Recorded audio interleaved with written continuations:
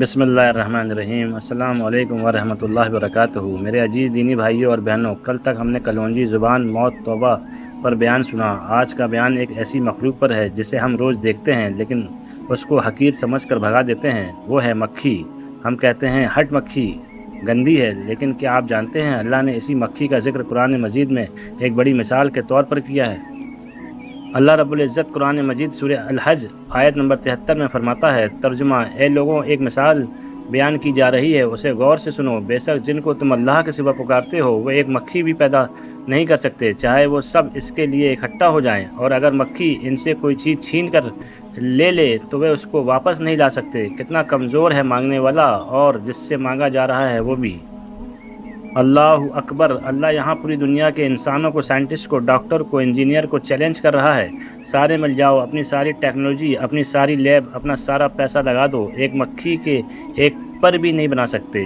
آج انسان نے راکٹ بنا لیا ہے، چاند پر چلا گیا ہے، دل کا آپریشن کر لیا ہے، لیکن ایک زندہ مکھی نہیں بنا سکتا، کیونکہ جان دینا صرف اللہ کا کام ہے۔ اور آگے اللہ نے کیا خوب کہا ہے، اگر مکھی تم سے کوئی چیز چھین لے تو وہ واپس نہیں لا سکتے۔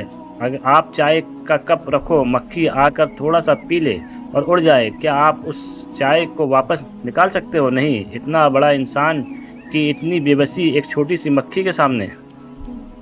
یہ آیت انسان کے تکبر کو توڑنے کے لیے کافی ہے۔ جو لوگ کہتے ہیں میں بڑا ہوں، میرے پاس طاقت ہے، پیسہ ہے، اللہ کہتا ہے تم ایک مکھی کے سامنے بے بس ہو۔ مکھی کے بارے میں رسول اللہ کی حدیث جس میں شفا ہے۔ اب یہاں ایک ایسی حدیث سنیے جسے سن کر آج کے سائنس نے بھی سجدہ کر دیا۔ حضرت ابو ہریرہ رضی اللہ سے روایت ہے، رسول اللہ صلی اللہ علیہ وسلم نے فرمایا، جب تم میں سے کسی کے برتن میں مکھی گر جائے تو اس کو پورا ڈبو کر نکال لو اور پھینک دو، کیونکہ اس کے ایک پر میں بیماری ہے اور دوسرے پر میں شفا۔ صحیح بخاری۔ 1400 سال پہلے جب کوئی مائکروسکوپ نہیں تھا، لیب نہیں تھی، تب نبی کریم صلی اللہ علیہ وسلم نے یہ بات کہی۔ آج کے دور کے سائنٹسٹ نے جب اس پر ریسرچ کیا تو وہ حیران رہ گئے۔ جرمنی اور امریکہ کے ریسرچ نے دیکھا کہ مکھی کے ایک پر میں بیکٹیریا اور جرمز ہوتے ہیں اور دوسرے پر میں اسی بیکٹیریا کو مارنے والا اینٹی بائیوٹک، اینٹی وینوم ہوتا ہے۔ مکھی جہاں گندگی پر بیٹھتی ہے تو اس کے ایک حصے میں زہر لگ جاتا ہے، لیکن اللہ نے دوسرے حصے میں اس کا علاج بھی رکھا ہے، اور یہی وجہ ہے کہ آپ صلی اللہ علیہ وسلم نے فرمایا اس کو ڈبو دو تاکہ شفا والا حصہ بھی پانی میں آ جائے۔ دیکھو، یہ ہمارے نبی کا علم جو اللہ نے دیا تھا، اس کو کہتے ہیں معجزہ۔ مکھی سے ہمیں کیا سبق ملتا ہے؟ پہلا سبق، تکبر ختم کرو۔ ایک مکھی اگر چاہے تو ایک بادشاہ کو پریشان کر دے۔ بادشاہ سو رہا ہو، مکھی ناک پر بیٹھ جائے تو بادشاہ کی نیند خراب ہو جاتی ہے۔ اس لیے کبھی اپنے علم، اپنے حسن، اپنے پیسے پر گھمنڈ نہ کرو۔ دوسرا سبق، اللہ کی قدرت۔ مکھی کی آنکھوں کو دیکھو، انسان کی آنکھ میں ایک لینس ہے، مکھی کی آنکھ میں 4000 سے زیادہ لینسز ہیں۔ وہ ایک ہی وقت میں چاروں طرف دیکھ سکتی ہے۔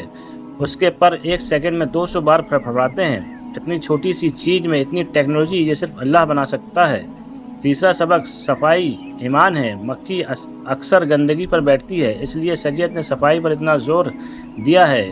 گھر صاف رکھو، برتن ڈھانک کر رکھو، کھانا ڈھانک کر رکھو۔ رسول اللہ صلی اللہ علیہ وسلم نے فرمایا، برتن ڈھانک کر رکھو، پانی کی مشق کا منہ بند رکھو، کیونکہ گندگی ہوگی تو مکھی آئے گی، مکھی آئے گی تو بیماری آئیں گی۔ اس لیے اسلام کہتا ہے گھر میں کچرا جمع نہ کرو، کھانے پینے کی چیزوں کو کھلا نہ چھوڑو۔ چوتھا سبق، ہر چیز میں حکمت ہے۔ اللہ نے کوئی چیز بیکار نہیں بنائی، مکھی سے بھی فائدہ ہے۔ آج سائنس کہتا ہے مکھی انوائرمنٹ کو صاف کرتی ہے، مردہ چیزوں کو کھاتی ہے، اور پولیس انویسٹیگیشن میں بھی مکھی سے مدد لی جاتی ہے کہ موت کب ہوئی۔ آخر میں ایک سوچنے والی بات ہے میرے بھائیوں، اگر ایک مکھی کے اوپر اتنا بڑا بیان بن سکتا ہے تو سوچو اللہ کی بڑی بڑی مخلوق، سمندر، پہاڑ، سورج، چاند میں کتنی نشانیاں ہوں گی۔ مکھی ہمیں یہ سکھاتی ہے کہ ہر وقت اللہ کو یاد رکھو۔ جب مکھی کو بھگاؤ تو یہ سوچو، یا اللہ تو کتنا بڑا ہے، تو نے اس چھوٹی سی چیز میں بھی کتنی قدرت رکھی ہے۔ اور جب کبھی برتن میں مکھی گر جائے تو گھن نہ کرو، نبی کی سنت پر عمل کرتے ہوئے اس حدیث کو یاد کر لو۔ اللہ سے دعا ہے کہ اللہ ہمیں قرآن کی مثالوں کو سمجھنے کی توفیق دے۔